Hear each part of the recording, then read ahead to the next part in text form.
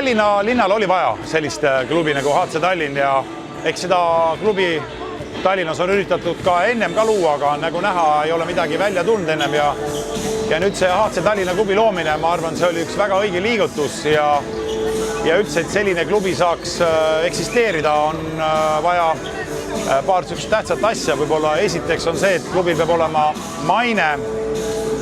Teine asi võib olla see, et klubil peaks olema õige arusaam asjadest ja kolmas, ma arvan, peaks olema klubi esindusmeeskonnal peaks olema hea professionaalne treener.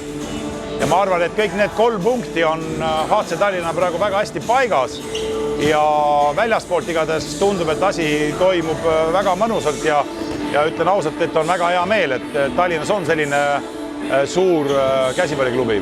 Et aeg on kindlasti edasi läinud ja kui nüüd võrrelda Chocolate Boysi ja HC Tallinnat, siis on tegelikult nad 2 väga erinevad klubi.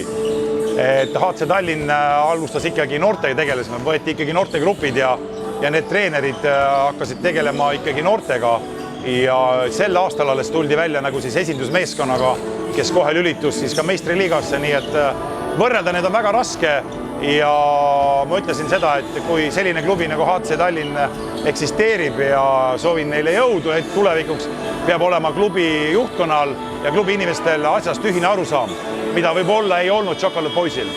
Tegelikult, kui nüüd vaadata seda seisu, mis praegu Eesti meistriliigas on, siis just minna sinna noortemate poole, siis ma arvan, et mis minule väga meeldib, on väga võimas noorte poolt tagaliin, mis meile kasvab. Selge on see, et peavad olema eeskujud. Peavad olema eeskujud, kes mängiksid ja keda tuldaks vaatama ja esindusmeeskonnal peaks minema kindlasti rahvusvahelisel areenil, peaks minema hästi. Sellepärast tuleks ka rahvas kindlasti rohkem saali vaatama. Ja käsipall on selline showmäng, nii et ma arvan, et peaks olema rohkem showd ja ma arvan, et HC Tallinn teeb praegu, nagu paistab, et väga palju selle jaoks, et rahvas tuleks saali ja hoia neile pöialt.